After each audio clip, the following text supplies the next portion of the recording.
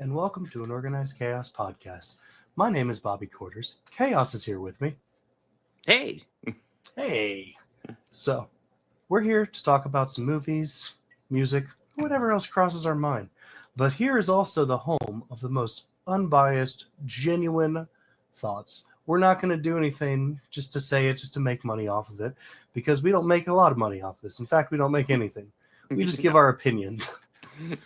And our opinions are free and unsolicited, but they're not hateful ones. That is the important thing.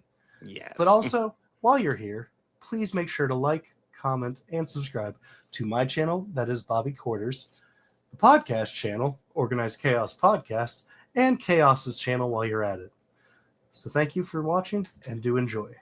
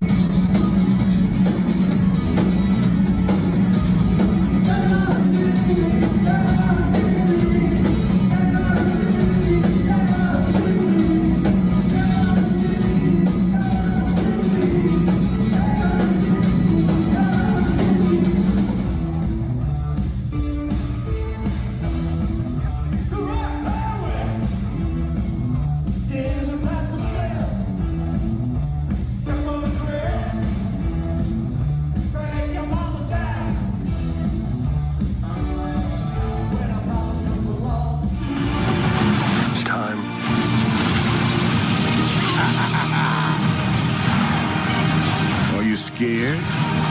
You should be. Good job, baby. This is the way.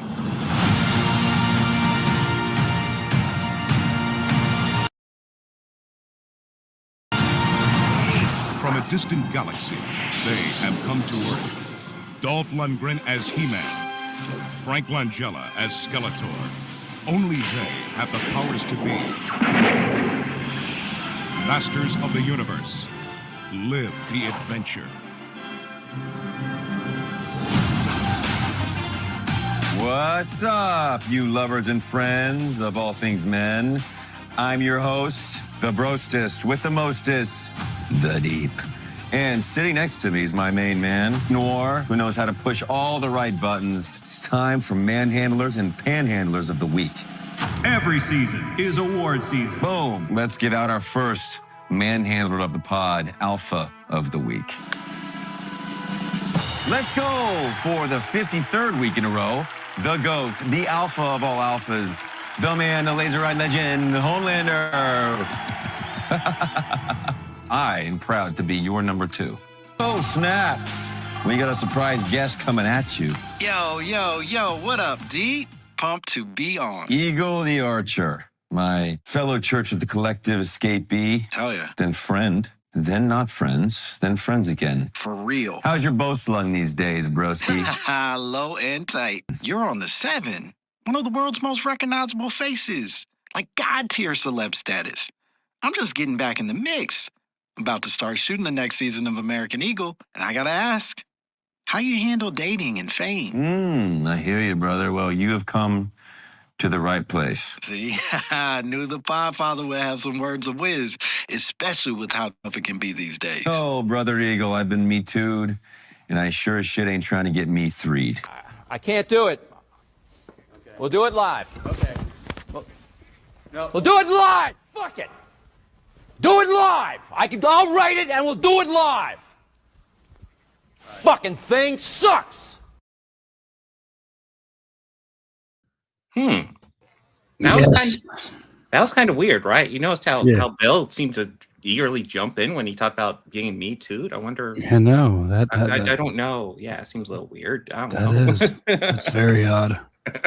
Very strange. It's almost like he felt called out or something. How's it going, Bobby? Oh, it's going. It is going. Yes. just a few minutes late, rushing into work, or from work, not to work. Yes. Yeah. Oh God, I got to rush to work, guys. We're going to work as we speak. Yeah. Yeah, I have the whole mobile studio. I'm driving right now. This is very dangerous stuff we're doing right now. The grind never stops. Yes. But yes, we got stuff to talk about today. We got the original Masters of the Universe movie, the much beloved original Masters of the Universe, which is the thing that killed canon films. Which yes, it is. I can see why. Well, we'll get into it, but yeah, they went way over budget on it, but we'll get into it. And then we got You don't say. We got pretty much the final season of Boys, last 3 episodes technically, but like the final season. And we got the newest Star Wars movie, the first Star Wars movie in 7 years, Mandalorian and Grogu, to talk about. First, I think it's very important to go ahead and start with the thing that everybody wants to know our opinion on. Just, of course, Master of the Universe 1987. Of course. Yeah. Who doesn't know our opinion on this? I'll go ahead and throw off my opinion, because this is a movie that I have very fond memories of. This is not, I want to stress, I don't think this is great art, but I have a soft spot for this one. I think this is a cheesy, dumb, stupid movie, but I kind of enjoy it. Although I will also say I absolutely despise the very ending of it.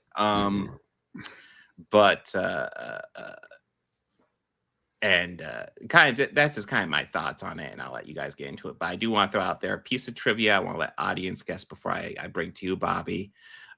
There's one actor from this who absolutely despised working on this project, hated it, and there was a sequel plan for this, and they were absolutely not going to return for this. And there was another actor who absolutely loved working on this. This was their favorite project they ever worked on, and they were absolutely on board with the sequel.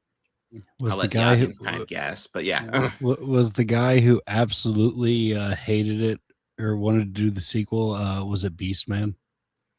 the guy, no. But or what was it? I can't remember his name, but I thought of him as another character that he famously portrayed in another movie. Was it the chief of police? The detective Lubbock. Yes, like Strickland. Strickland. He actually died earlier this year, which is kind of sad. But like, Strickland. He's one of those staple '80s actors who just. But I'm amazed at no point in the film he said the word slacker. That is sad. I was waiting for it the entire time. The Slacker. second I saw him, I was like, "Oh, it's that slacker." What's up? No, I know the guy who loved it was like Frank Gianleone or Nixon. Oh, for Frank Langella, yes. Yeah. Nixon loved this movie, right? Yeah. Frank, by that I mean, because I'll reveal it at the end, but yeah. But he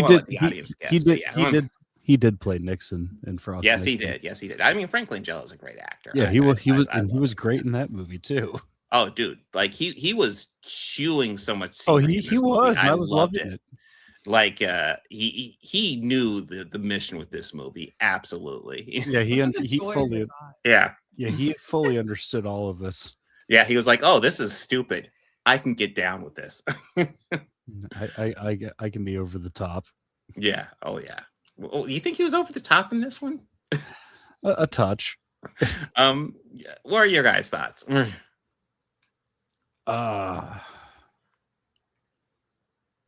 on. Oh, okay. I didn't realize it was me first. It's your turn, yes. Okay. Apparently. Okay. Bobby kicked the ball to you. You're like, I kicked Ashlene, it to whoever. why are you talking? Well, I will say I definitely think that Langella as Skeletor is like by far the highlight of this film. He does such a good job. I really like the post-credit scene where he says he's going to be back and then he never came back. Yes. I think that's fun. Although of course that obviously wasn't planned, but I still think it's fun. I didn't really like this movie though. Not because Mm-hmm. there are things I respect this film's commitment to what it is. Yes. Like the fact that they just had people running around in those outfits and they didn't try to like make it seem like cooler or anything, I respect it. I really do. But like as a film, it didn't really draw me, if that makes any sense. You almost act like it's not a brilliant movie. I shan't say. Bobby. Yeah. What are your thoughts? Well, when I saw the Canon logo, I knew exactly what I was walking into or getting into, and so the bar wasn't exactly high. No, but in the sense of a film on its own, the story was kind of everywhere. Oh God, yeah. Oh God, yeah. It really didn't have much of consistency in it. No, they had Courtney Cox was in it. Yes, and the guy who played Nick Locarno in Star Trek Next Generation was in it. Yeah, that was a bit of a jump scare for me. Everybody says he looks like Tom Paris, and I'm sorry, I don't fucking see it. It's a completely different face. Completely. I think it's about on the same level as Quest for Peace, Chris. Oh, I actually agree. I think it's better than Quest for Peace. Quest for Peace is really bad. I haven't seen that movie, so I have no opinion. Ooh, Quest for Peace is really bad. I mean, I definitely think this one has a better effects budget than Quest for Peace, which is not a high bar at all. Because I'm not going to say this one has an amazing effects budget. No, I mean, the sets were impressive. Yeah, the few sets they had were impressive. Of course, I assume the music store was probably a set, so I mean that's something. But yeah, I was very sad to watch all that music gear get trashed. Yeah, I don't know. The certain bit of me loves how much 80s synthesizer music is brought up as like the key to the universe in this movie.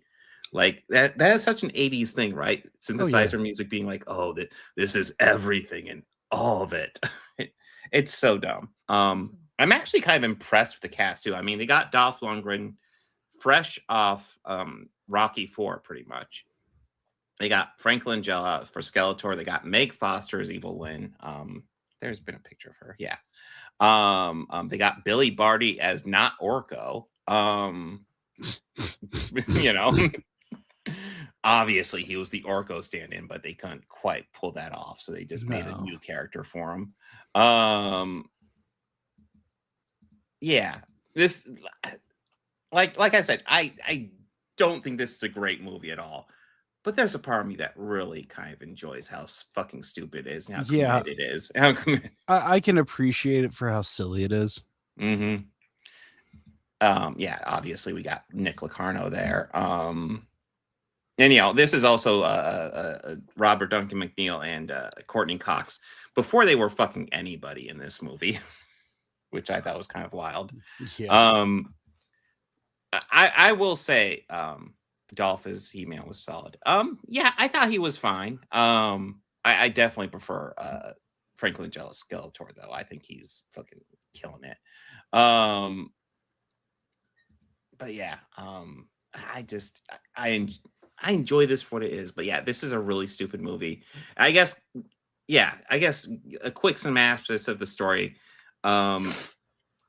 There's this key made by Not Orko, aka Gwildor, Billy Barty.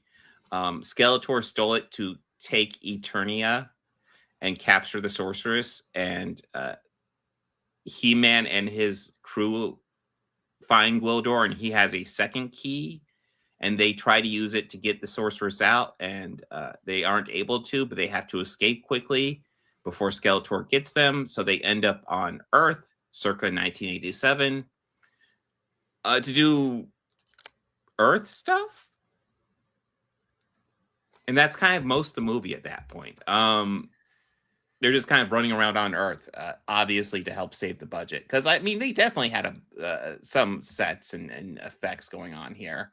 But yeah, that is the lion's share of the story.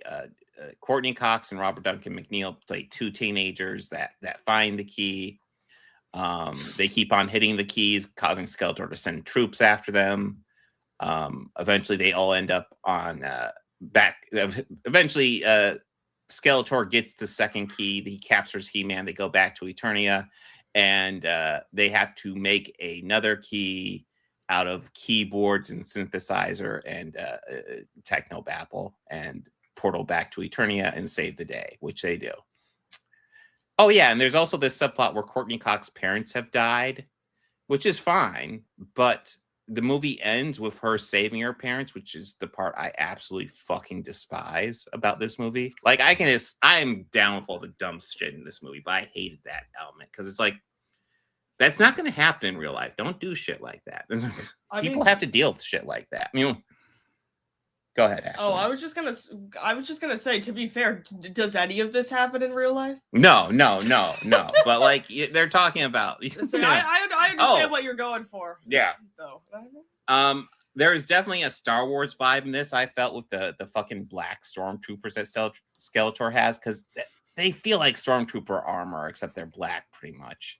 They do feel like stormtrooper knockoff armor. Yeah. But yeah. If you are looking for a masterful work of art, here's Gold Dwarf a gun. I mean, that's the scene we all needed. He's got a gun. What is he doing with it?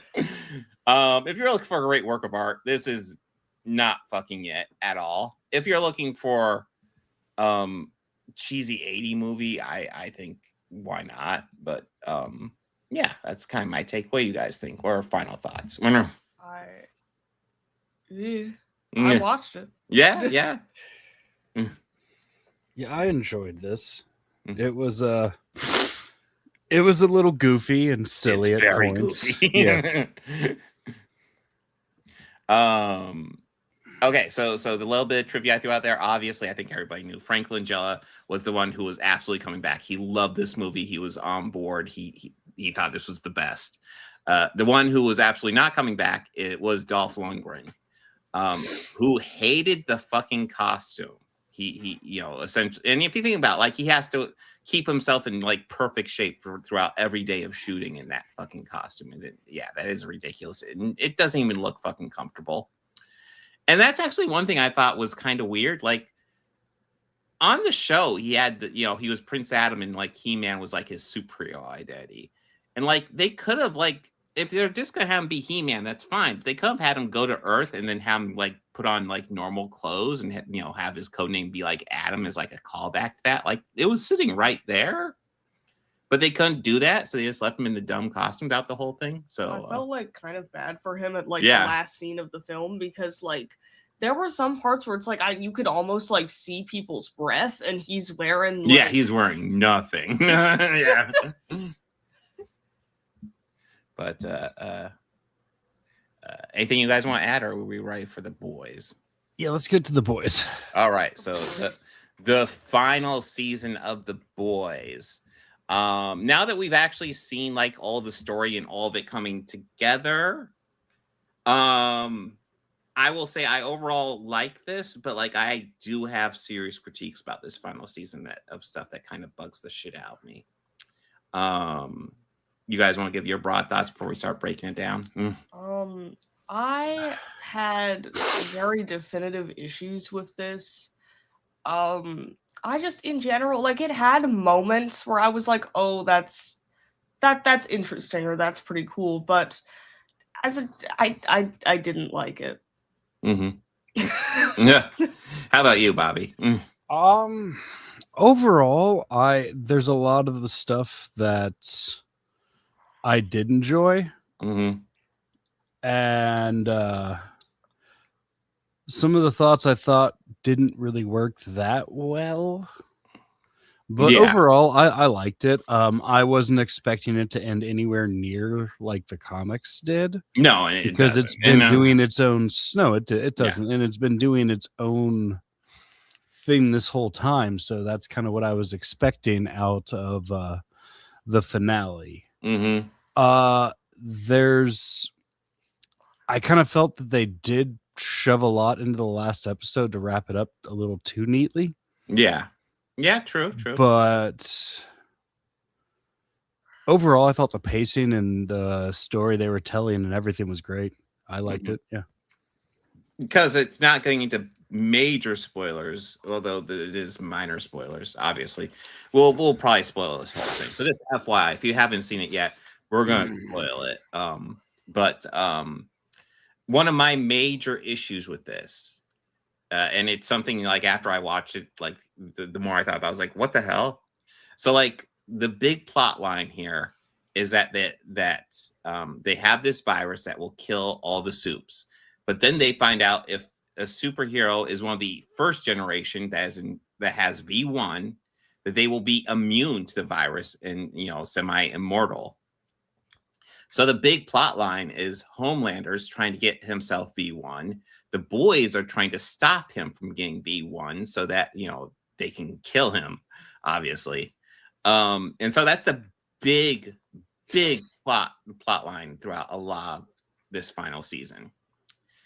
And at the end of episode 6, spoiler alert, Sage, by the way, does something really fucking surprisingly stupid for her, just like mind-boggling stupid for her. And because of that, Homelander gets some V1. And that, for the last 2 episodes, becomes completely irrelevant. So like the whole V1 was just not even fucking needed for the resolution. Like they made such a big deal out of it, and it just wasn't a thing. That kind of frustrated me for how much time they spent on it. Okay, well, here's a theory that that I've heard this complaint, and I want to just counterpoint this. Like, okay, so the V1 was being held by Soldier Boy when he did the blast to Bombshell, right? Yeah, taking away his powers and all that. There's a chance that blast could have affected the V1 and it not really do anything to Homelander other than just maybe give him a quick little energy rush like it used to for A-Train. And he could have just been thinking that, and since he was already deep down that I'm as rich and powerful, sick, twisted fuck mindset he was on, that, it could have just like not really helped him in his ego, but it just gave him that boost to make him think that. And everyone just believed that he was, because he was saying it just out of fear. I think it was more of a plot device for it. I don't know. For me, it just feels like they need a storyline to stretch out the season. Okay. I feel like they could have done something else that kind of drove more towards the finale. The whole thing feels like a red herring to me, and like I'm fine with red herrings, but it has to be sold a bit better for me. Okay. I mean, I'm still overall more positive on. I think the one most negative on the season, it sounds like, is Ashlene. I'm still overall positive on it. Yeah, and I also just thought Sister Sage just got suddenly very stupid, because even while I'm watching our plan, I'm like, why are you so confident Soldier Boy won't give him the V1? Why? But I'm trying to think. You had a little minor complaint you wanted to throw out there about Kimiko. I remember that I actually missed. I that's didn't think just about. this is a little nitpick because Yeah. it was something that she said in one of the episodes, and I was like, wait, but that doesn't make any sense. I have I think a general critique for the overall season that I think is overall much bigger and more important. This could hypothetically be reasoned, but I still don't think it's like very well done, even if the intention might make more sense than it seems. So there's like that part where Kimiko is talking to Golden, right? And she's like, yeah, I watched your TV show all the time with like English subtitles and whatever. And I loved all of it. And it was so good to see someone that looks like me on TV growing up. And I think and so the big issue with this line for me, hypothetically, this could be reasoned out. Yeah, but the big issue is that Kimiko grew up in Japan, right? Yes. Japan is a very largely homogenous country. It would be bizarre if she had not grown up seeing people that looked like her on TV. I will say it is entirely possible that she was like lying or something, but I still it took me off guard because I was watching it and I was like, what? What is she talking about? My big issue though with this season in general is that I felt like there was a lot. I thought that the villains in this season were like significantly like unthreatening in comparison to like all of the other previous seasons. Like I never at one point was scared. Like basically in all of the I can't talk. In all of the previous seasons, in particular, I felt that like Homelander obviously has always been very intimidating because it was like, you know, he could do basically anything he wanted to. And, you know, within reason, but basically anything. And like, so it was like this thing where it was like whenever he entered a scene or whenever you even thought he might enter the scene, there was so much tension because he has like no morality. Whereas it was like in this season, it was like anytime he showed up, like I wasn't really scared that he was going to do anything, and it was sort of like I have words for this. Anytime he showed up, there wasn't that sort of intimidating factor anymore. Like it was one of those things where it was like, you know, occasionally he would let someone off that he was upset with in the past, you know, and that would be sort of like, oh, you know, good for them sort of thing. Whereas like with this time, it was like I was watching it and I was thinking to myself, yeah, you can say some stuff that can kind of upset him, you know, you'll be fine. Yeah, he's mellowing out. Yeah. Well, I will say, I think that while I 100% see what Ashlene's saying, I also think it's kind of a side effect of the fact that like as we've gone this far into the season, he's going to have to deal with characters that kind of can't die, you know. And you can critique the show for not like selling that a bit better, sure, but I understand narratively why he can't be killing everyone. And I'm not saying like he has to kill everyone. I just think that like it could be sold a little bit better because I was sitting there and I was like, Homelander showed up, they'll be fine.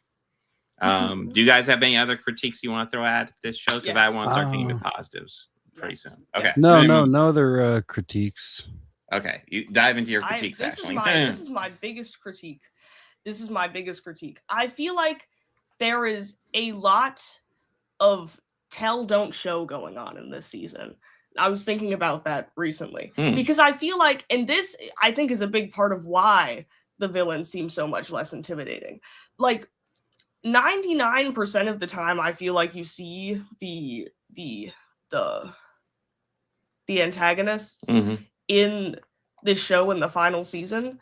They're just kind of like, and obviously, like, you have to have scenes where they're talking about stuff with each other. I get it. I understand. I'm not saying, like, we should be... I can't stress enough, I'm not, like, a huge action person. When I say this, I'm not trying to say that they need to be killing people every 5 seconds and we need to have Ashlene so many just wants bloodshed. scenes. She is a monster. Like, my thing is, you have, like, all of this stuff where it's like they're doing all of these things and all of these things are very clearly bad, but you don't actually see a whole lot of the stuff that they're doing for the most part. Like most of the stuff with them was just kind of like them sitting in a room and being like, hey, I pulled ChatGPT up so that we can make the New Testament with Homelander. Yay! Everyone claps, you know? And like they had like, as like obviously like they had like internal struggles and stuff like that. And I thought that was good. But like it was in general, like there's this whole thing where they have Starlighters like in camps and stuff like that. And like we obviously like we see the camps like at the beginning, but like for the most part it's just kind of like, I don't know, there's so much stuff that they're like doing, you know, but we don't really see that much of it, and I think it's part of the reason they came across so underwhelmingly to me. Also, like, can I just say that I just in general, like, I just wasn't like concerned about any of them doing anything particularly that would cause our protagonists to struggle in any which way. I found Sage to not even really like be like,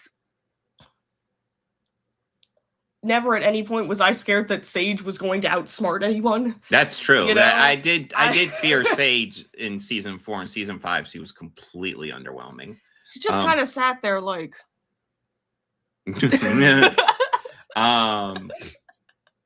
you want to start getting into positives? Yeah. Real quick, one positive I absolutely love about this. I love the stuff they do with the Church of the Homeland or whatever, Democratic Church of America, what the fuck. That stuff is fucking hilarious. I love this dumb video of Homelander meeting Jesus and Jesus going, "Here's my crown of thorns. This is yours now." I thought that was hilarious. No, I just love the jabs at religion and mainly Christian nationalism they're doing through that. I absolutely adored that. Bobby, you have any positives? I liked the Democratic Church of America stuff. That's it. Yeah. Excuse me. Yeah, I did. Did you notice that when they did the episode mocking the Nicole Kidman AMC yes thing, did you notice that the popcorn bucket was a spoiler for how the Deep was going to go? Oh, I didn't even think. Yeah, I did see the popcorn bucket. I didn't think about how this is a spoiler for the Deep. I was just thinking, man, I need to get myself a Deep popcorn bucket. That's pretty badass. I thought that was pretty funny, actually. The popcorn bucket was pretty great. Yeah. I also noticed something interesting in that scene, though, in that thing with Paul Reiser's character. He did you notice how like he was pretty sure Homelander was going to kill him and everything? Yeah. But all he really had to show was that he wasn't scared of Homelander. Yeah. He didn't scare him, and then he let him go, mm-hmm. which is more furthering proof of what like he really got off of, which is why I think he was just everyone was just kind of going along with his crazy rant, and nobody really wanted him to become like a godlike deity. Yeah, true. I guess going into heavy spoilers at this point, I actually love the way Homelander goes out. I thought that was fantastic. I was a fan of that as well. For me, that just shows like he went so fascist, and then once his power is stripped, it just shows how fucking weak he is. Admittedly, that was a little. That was kind of. It was kind of pathetic to see him like that at the end. Yeah, which I love that. Yeah. I also did like that Butcher came in and just said, "Daddy's home." Yeah. Well, I mean, so like watching that finale, there was a point where I was almost like, wow, is Butcher actually going to survive this series? Because I was confident he wouldn't. And then when he walks in and Terror, like his dog is dead, I was like, okay, here we go. We're getting into more stuff here. I will also say I was confident after that one episode that there would be a scene of Terror humping Homelander's dead corpse, and I was surprised there wasn't. I don't know how he would end up in there, but like I was expecting that after all the Homelander humping of that doll. You know, I will say, admittedly, I'm kind of happy that Terror was nowhere nearby because I would not have wanted to see that. Oh, come on. Listen, you've been alluding to it enough. I don't need to actually see it. I'm all fine with seeing a fascist get absolutely humiliated every way imaginable, though.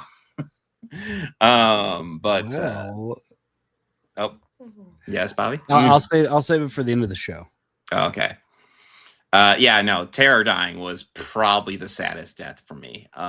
Frenchie dying for me was the saddest. That was sad, but I also I foresaw that one as soon as like he was telling Kamiko it's going to be okay, and I went, oh, yeah.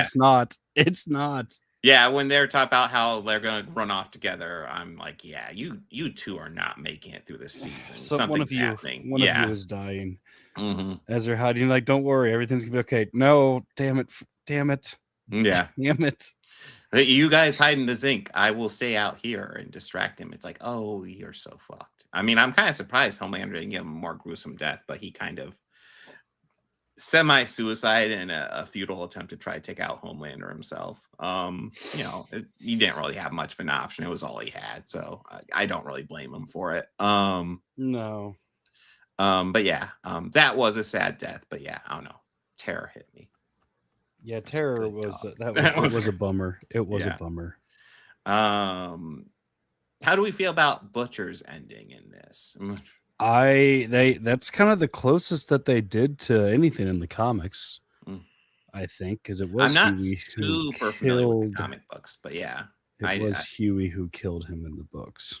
to my understanding, the comic books actually end with a battle between Homelander and Huey. So I'm assuming No, Butcher's dead it's at that point.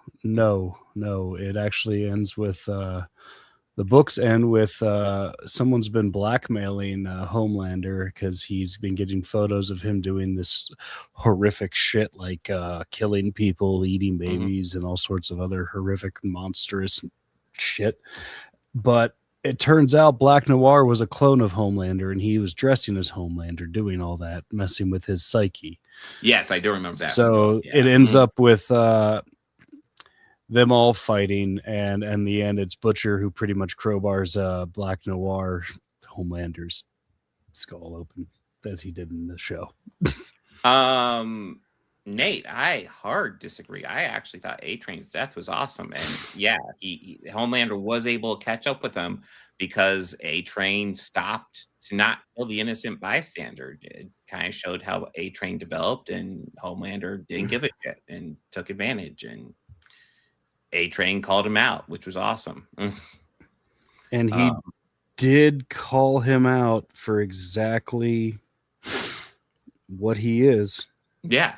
I mean, we see that in the final episode, clear as day. Once his powers are gone, he is the most pathetic person you've ever seen in your fucking life. I mean, honestly, I'd argue even with his powers, he's the most pathetic person you've ever seen in your life. Just with the powers, he's fucking terrifying as well. But yeah, without the powers, he was just fucking worthless. And yeah, seeing people like the Deep simp form, it's like, God, how can you be more worthless than fucking Homelander? Holy shit.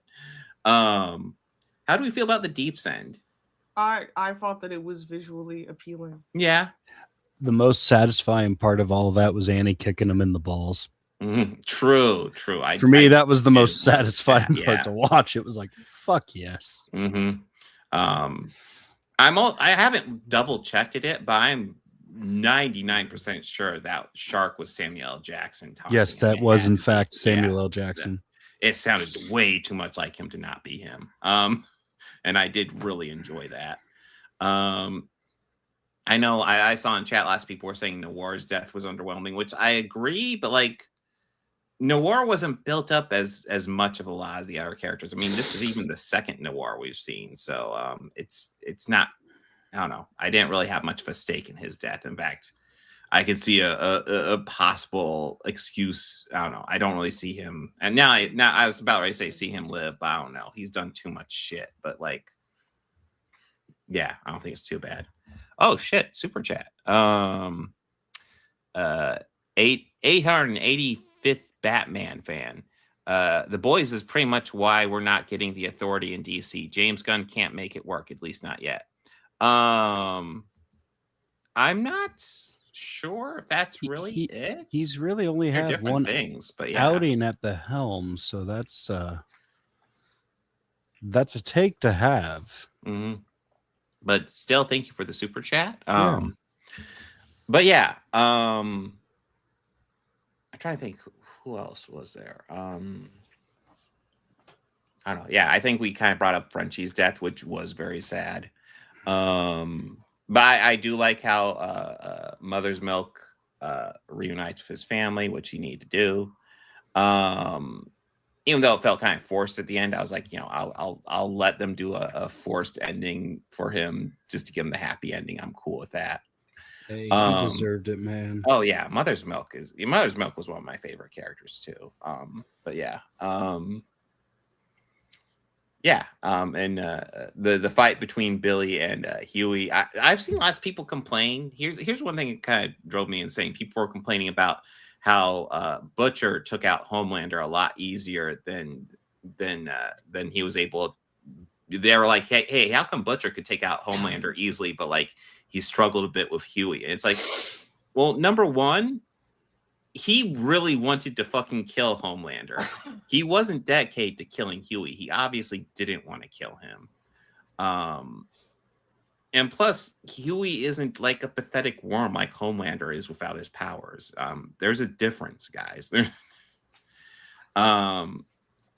But yeah, I thought that was a weak critique. I mean, I feel like there's lots of critiques this season, but I feel like that was really weak when I saw. That's a really silly one. Yeah. Why would he be going all out to take out Huey? No, yeah, exactly. He does like Huey. He like Butcher's a son of a bitch, but he does like Huey. I don't know. Anything else you guys want to add to this? No, I think I covered everything I wanted to. Mhm. Nate, I think that they kind of implied that it's a girl. The baby would be a girl because they did name it Robin. Yeah. I don't know. I feel like that could go either way, but yeah. Yeah, it can. Why did Huey go to Butcher alone? I don't know. I feel like he just went after him because he realized something was up and didn't really think too much about it. Probably thought he could talk him down. Yeah, I'm not saying it's the best, it's the smartest move, but like when in the heat of the moment, we don't always make the smartest move, so I don't think that's a big deal. Yeah, I will say I think that it's okay if characters do things that aren't super Yeah. intelligent because, you know, They're yeah. humans in theory. They're humans. They're characters with flaws. They're I have not seen Kripke's clap back at Elon Musk, but that does sound hilarious, Chris. Oh, that was hilarious. Elon, the stand-in for him, that was great. Oh yeah. Oh right, yeah, I yeah, remember that. Yeah. He's an What a astronaut, I great put him in character. space. Yeah. That's just That was nice. Yeah. oh, that's beautiful. Mhm, I yeah. love that. Mhm. As kind of like an aside, I do think it's kind of funny that Homelander said the line. I believe he said this line twice, especially the memes. Yeah. Yes. He I think- really hated the memes. Yeah. I think that's yeah. I liked it. Mm-hmm.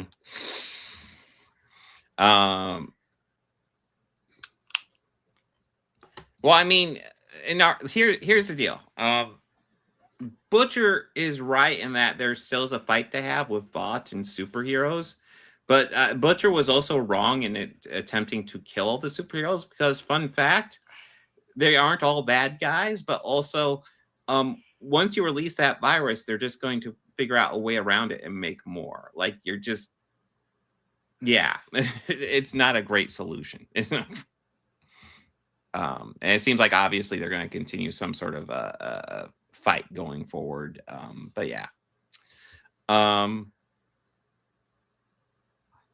in the comic books, everyone else was dead. But yeah, I don't know. I'm fine with him not necessarily making the best decision in the moment.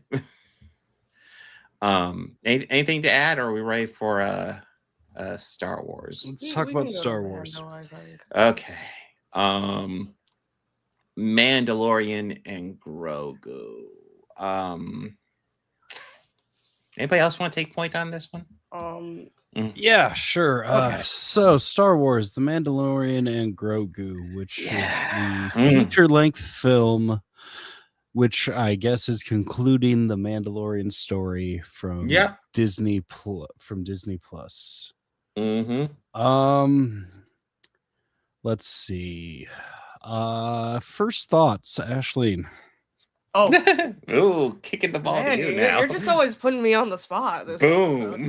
Welcome to adulthood. Okay, I see. Congrats on graduation. Oh, thank you. Yay. Hey. Congrats, kiddo. Let's go. She's a grown up. Yep. Okay. So, The Mandalorian and Grogu. It's a real movie. It's about the Mandalorian and Grogu. Wow. I saw that coming. Yeah. And it's basically like the plot is that the Mandalorian, who is with like the New Republic, I believe it's called, is told by Sigourney Weaver that he has to go and because they're going after this Coin fellow. There's always a guy named Coin. And so in order to get the Coin guy, they need to do like a favor for the Hutts because because they know where the coin guy is or who he is. I can't remember. They have information on the coin guy. And so he goes to get in the Hutts want their nephew back because he's like, yeah. And so he goes to get his nephew. His nephew's like a really epic like fighter guy. He's pretty chill. His name was like Rada, right? Was it Rada or Rada? Yeah, Rhoda, something like that. Yeah, Rada the Hut, maybe. That was Rada the Hut. Yeah. Okay, so like he's a pretty chill dude. Shenanigans ensue. They end up getting him out, but he doesn't want to go back to the other remaining members of the Hutt family, his aunt and uncle, because he is technically the heir, and so he knows that they want him dead because they're trying to be the main people in the Hutt family. And so but anyway, he wasn't that like he knew who Coin was though, so they go off and they get Coin directly. But anyway, the Hutts are like, oh no. I like how basically I was, you could have opinions on the plot or you could just describe the whole movie. Yes, Chris. Yes, that is true. It does have a beginning and an end. Thank God it has an end. So anyway, like the Hutts are like really mad because they didn't bring Rada to them and they just got Coin. So yeah, that wasn't their agreement. And so then the Hutts send someone after the Mandalorian, and things happen. Yeah, stuff happened. Things occurred. Okay, let me just go ahead and throw out my broad opinion on this. I think this is the most aggressively mid movie I've ever seen in my fucking life. I'll just be blunt. Okay. It is. I don't want. I'll open with a few positives here. We can hit some positives here real fast. I think visually this looks great. I think the effects are fantastic. I love a lot of the creature designs going on here. I think overall it's a very good looking movie.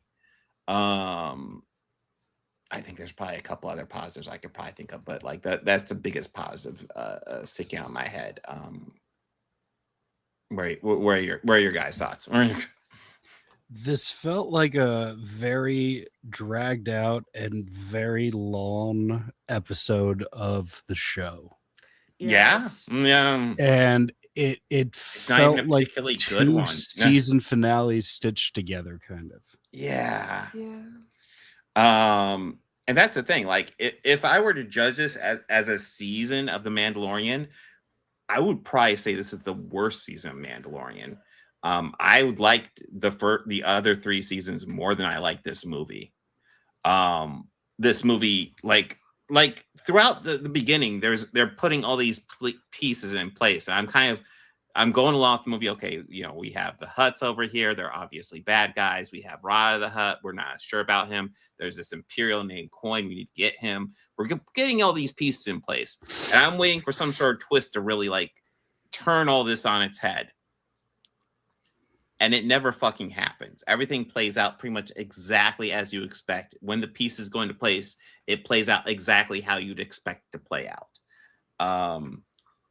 I was expecting either because it's a movie, I'm expecting either some sort of major like consequences, some sort of major event that needs to happen, something bigger than this TV series would ever do, or I'm expecting some sort of major character development, major character arcs or something like that.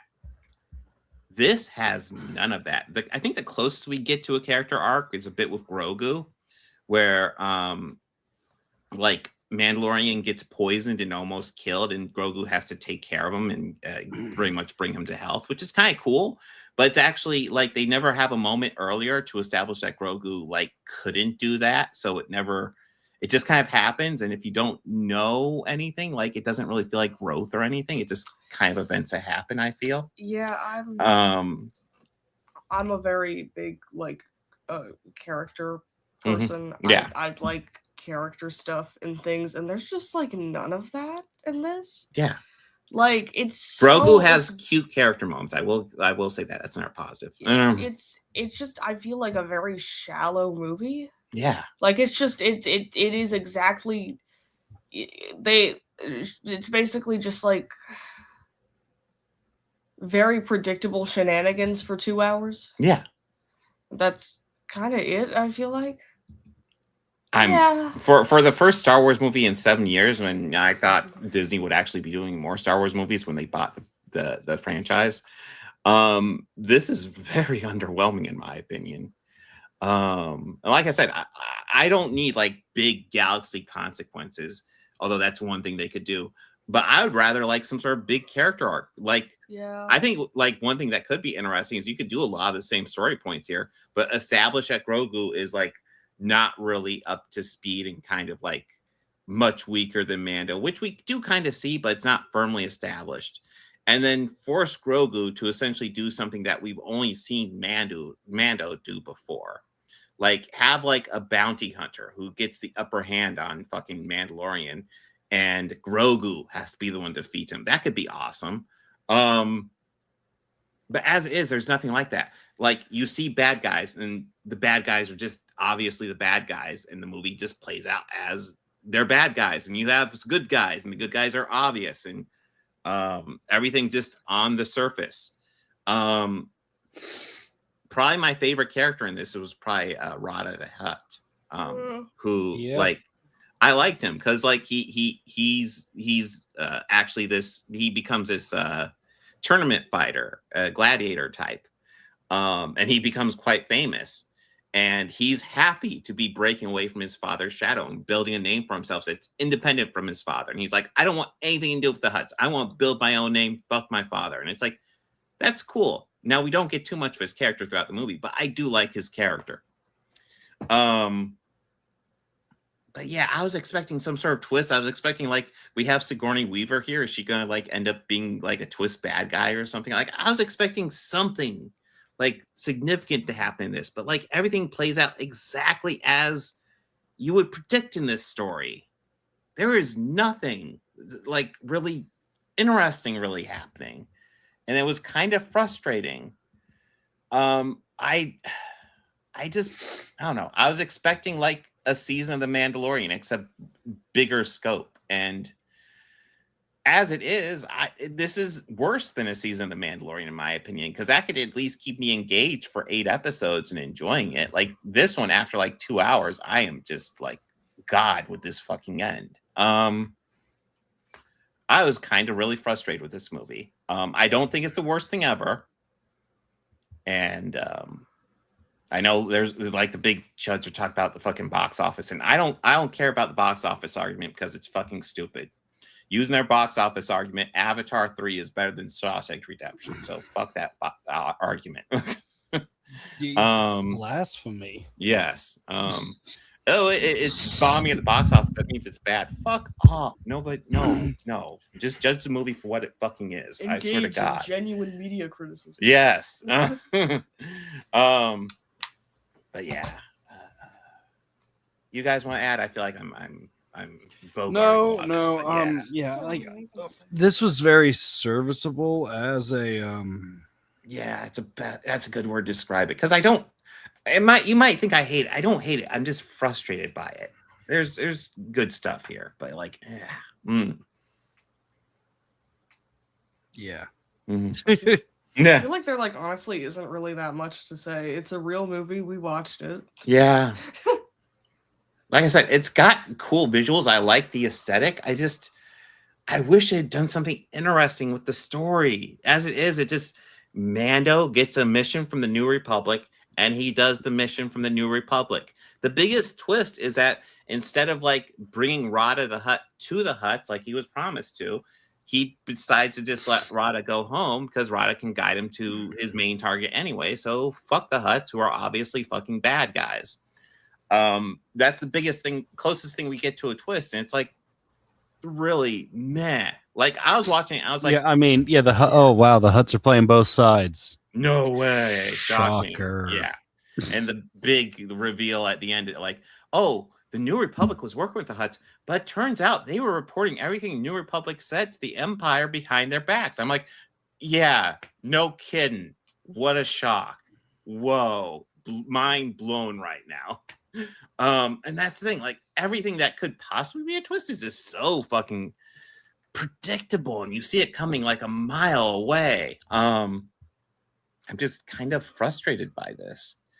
And again, like if I'm ranking this as like a Mandalorian season, this is my least favorite season. Because overall, I like the Mandalorian seasons. I definitely think an argument can be made for diminishing returns on the seasons. Although I guess if we're talking diminishing returns, this definitely qualifies because in my opinion, this is worse than season 3. But yeah, like, do I think this is the worst thing ever? No. Would I recommend this? I don't think I would. Maybe like to watch on Disney Plus if you really like the series. And that's the thing. Like I went into this, like people were saying it's like a TV, just like the TV show. And I'm like, The Mandalorian's a pretty high budget TV show. So that's understandable. So I'm okay with maybe seeing a really cool episode of really cool extended episode of The Mandalorian on, for movie budget. Sure. Why not? And yeah, it's not a cool episode at all. Like there are much cooler episodes of the series. I mean, it was cool to see the Hutt homeworld. Yeah, and more of the different homeworlds in the Star Wars canon and universe, but I just give us a fucking Shadows of the Empire movie already. Fuck yeah, that was a much more memorable. Give us a Shadows of the Empire movie, except don't do the stupid thing where Dash Rendar hits a fucking asteroid at the end of it. You can keep him around because that ending always frustrated the shit out of me. Yeah, let's introduce a new character and kill him off real fast, and then he was a good friend. Let's never mention him again. Hey, but I mean, come on, you can't have two Han Solos. Well, Yeah, they obviously need to characterize him a little bit differently because when you read the book, he is kind of like just the sub for Han Solo. But you can play with that a bit. You know what happens when you have too many Han Solos, right? They all shoot first, and obviously, but that's not where I was going with it. Obviously, that's not where I was going though. Oh shit! I totally misread the room. Yeah, I was gonna say you get Firefly then. Ooh, yeah. Talk about a TV series that had a much better movie in theaters to follow it up. Holy shit! And kind of the purpose of Serenity was kind of the purpose of like this is supposed to be the movie to wrap up the Mandalorian series, and and you look at Serenity to Firefly, and Serenity it does feel like a wrap up to a lot of the storylines in Firefly. So talk about like a good, like that's a positive, like Serenity and Firefly is a positive example versus this where it's just let's do 3 seasons of a show and then do a movie that kind of is a half-ass version of the stories from that. And I guess a lot of what I've heard is essentially like this was written during the writers' strike and stuff like that. But I don't know. I'm hearing a lot of stuff like that, and I'm like, it feels like such an excuse. Like there's like, okay, the writer's strike happened and then it ended, and you can still like tinker with this after that, right? Yeah, I'm very underwhelmed by this movie. And again, I'm being very negative. I don't think it's the worst thing ever. I don't even think this is the worst Star Wars movie ever. There are worse Star Wars movie. It's better than the Christmas special. Yeah, Rise of Skywalker, Attack the Clones. But yeah, holidays. Well, listen, I've streamed the holiday special. That is terrible, but it's fun to stream with a whole bunch of friends. I will say that. I will forever remember watching Rise of Skywalker for the first time because I was so frustrated with it that I was like I had like a big headache. Yeah. I was physically in pain. I will say this was better than Rise of Skywalker, which is not saying much, but hey. But yeah. Anything else you guys want to add? Because I'm No, I'm okay. All right. Yeah. All right, let me go ahead and dig up next week here. Hold on. Yeah, I guess overall, like, I don't know. I overall like The Boys, but kind of an underwhelming week for me. Yeah. I wasn't really. Like, I don't think anything was amazing this week. Okay, so next, oh God. Okay, so next week. The fear in your heart. Okay, so we got the first Scary Movie, which I remember really enjoying. We got Spider Noir, which I am very excited to check out. Are we gonna watch that in black and white? Are we gonna try that? I think black and white would be preferable. Yeah, that's what I'm leaning towards. And then we have our return to the Snyderverse with Deuce Bigelow. No, it's not the Snyderverse. It's the Schneider. Oh, Schneider, true. Schneider. Deuce Bigelow, European Gigolo, which I will say I've never seen before. You've seen the first one, right? Well, of course you have. No, yeah, I think the only real Rob Schneider movies I had seen before this were the first Deuce Bigelow and Hot Chick. Which I will say I'm interested in revisiting Hot Chick just because of Rachel McAdams. Yeah. And that's about it. Just to see an early movie of hers because, yeah. I'm sure, like, I'll watch it and be like, man, she could do so much better. But yeah, that is the plan for next week. Anything you guys want to add? I cough. This is a real podcast and you should watch it. True. True. Guys, there's an audio version of this you can watch on most podcast stations.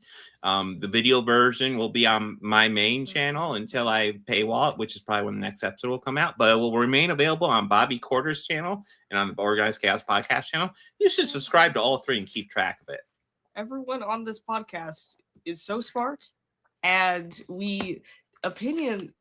art is subjective, but our opinions are the best. Art is subjective, but our opinions are objective. Exactly. Oh, yeah, true. Our opinions are correct. That's just the truth. But yeah. And if you haven't hit that like button, what are you waiting for? Hit the like button. Do it.